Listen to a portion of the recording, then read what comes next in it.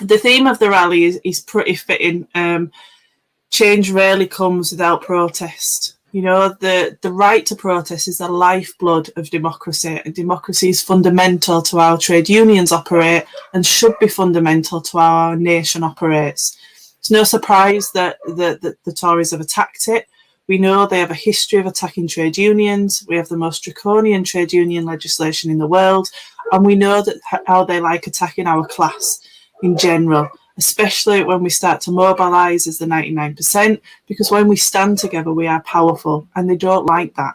It scares them and forces them to retaliate the only way they can, by changing the goalposts around what's legal and what's not legal. The Tories know anger's building. It's built over the last 15 months. It's built before COVID hit, and the only way that we can express that is to protest. Even before COVID, we saw the amazing young people striking and protesting over climate crisis, walking out of school and marching down the streets, demanding a better future for them and the people that follow them. The brilliant DPAC, Disabled People Against Cuts activists, calling out the government repeatedly and loudly on their disgusting treatment of disabled people, because the Tories have introduced more red tape and barriers, preventing people claiming the vital benefits they need to support themselves to live, instead of helping those people. Not to mention the changes and the cuts to those benefits and support systems under the umbrella of austerity that has crippled every aspect of our society. We saw last year the Black Lives Matter movement empower millions of people around the world to stand up against the institutional racism in our society after the horrific death of George Floyd, and more recently the death of Sarah Everard triggered hundreds of thousands of women in the UK to stand up and say no more to violence against women and demanding the right to be able to walk down the street without fear. All of these actions have happened in response to significant events happening that have had a huge impact on millions of people.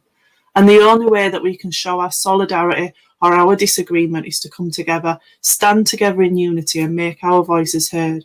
Because voting at the ballot box doesn't happen often enough, and it doesn't lead to the change that we need to have a better life. And unfortunately, especially over the last 12 to 15 months, the opposition leadership in Parliament is not doing it for us either at the moment.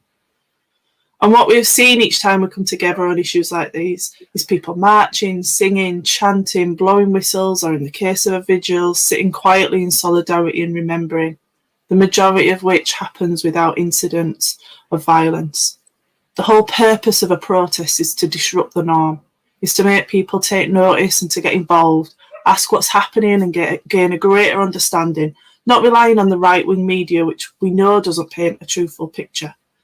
In reality, the practicalities of a protest are no different really to closing London down for the marathon, or the New Year's fireworks, the Grand National, or the European Cup final that we've just lost. All of these examples disrupt people's daily lives, yet they carry on without people getting kettled or intimidated for exercising their rights, which is exactly why the Police and Crime Bill has been put through, to restrict our rights even further, an attempt to silence us. The bill will ultimately have an impact on our members and their right to strike.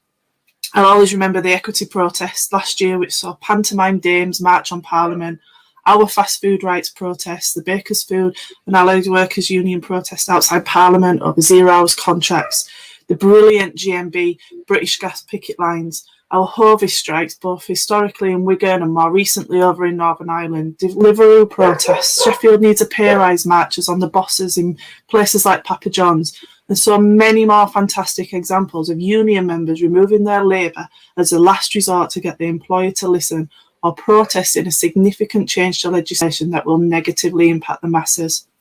All of these are seen under the bill as non-violent protests that the police can tackle, as they have significant disruptive effect on the public and in some cases access to Parliament. And we know the reality has been shown throughout our history and over the last few months that it won't be a can tackle, it will very much be a will tackle.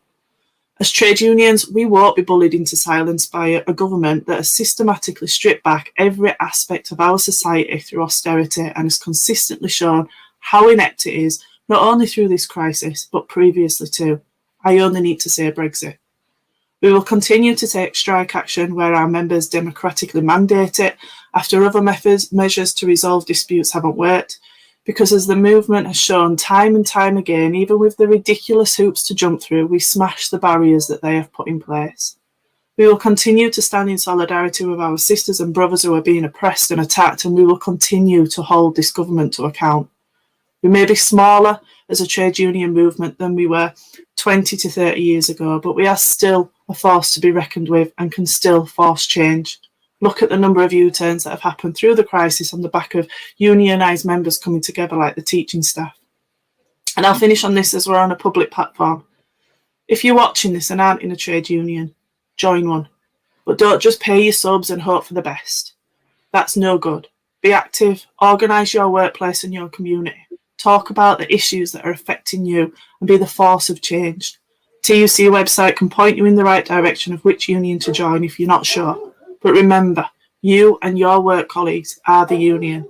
You are powerful when you stand together, and you definitely deserve better.